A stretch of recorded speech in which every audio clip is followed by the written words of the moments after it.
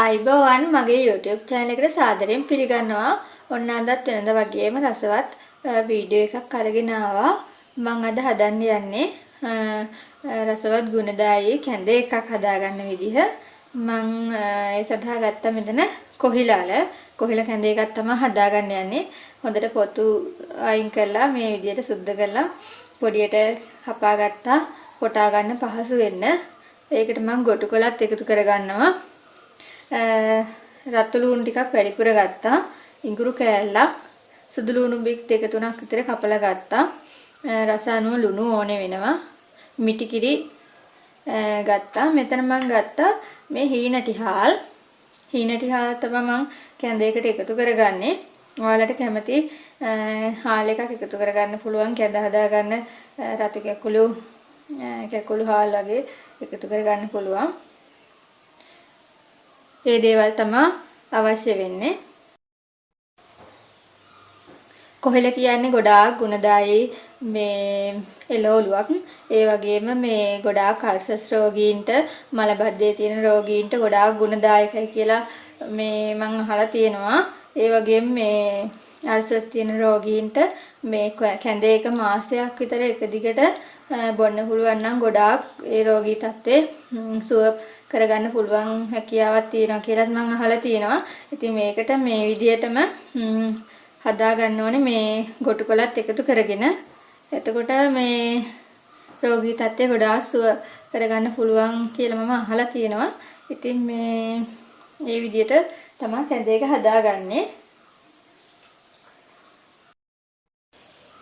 මම දැන් මුලින්ම මේ භාජනයේට හාල් ටික එකතු කරගත්තා. ඒකටම සුදු ලුණු ඉඟුරු ටිකත් එකතු කරගන්නවා. රස අනුව ලුණු ටිකකුත් එකතු කරලා හාල් ටික තැම්බෙන්න මුලින්ම තියා ගන්නවා.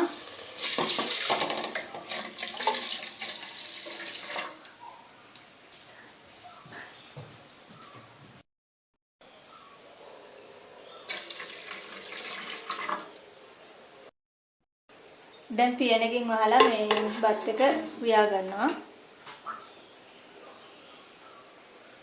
එතකම් මම මේ කොහිලාල ටික, ගොටු කොළ ටික, ලුණු ටික එකතු කරලා කොටා ගන්න හදන්නේ.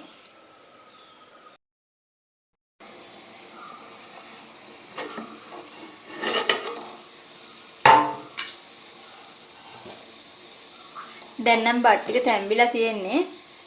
මම කොහිලා ටික මේ කොටා ගත්තා. දෙපාරක් විතර වංගිඩියේ මේ කොටලා මේ විදිහට ඉස්ම ටික ගත්තා. දැන් මම මේ ටික මේ බත් එකට එකතු කරගන්නවා.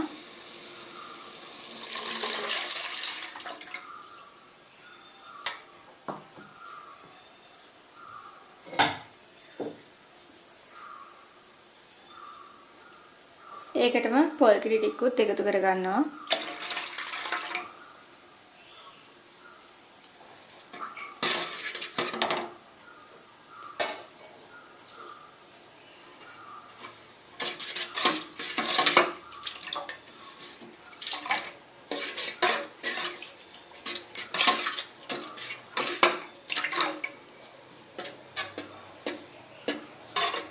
මේ විදිහට උතුරනකන් ටික වෙලාවක් තියා ගන්න ඕනේ.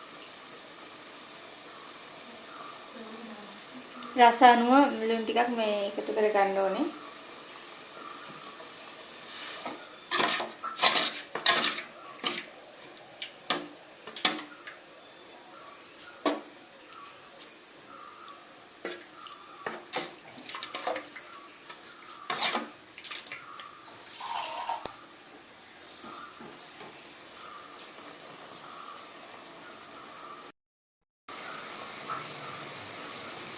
දැන් නම් කැඳේ එක හොඳට උතුරගෙන එන්නේ.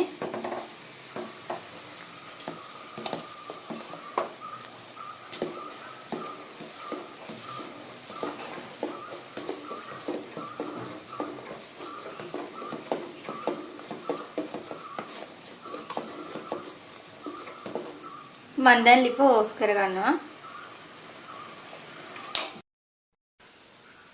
මේ තියෙන්නේ මම හදාගත්ත රසවත් ගුණදායී කොහිල කැඳේක. ඔයාලත් හදලා රස බලන්න.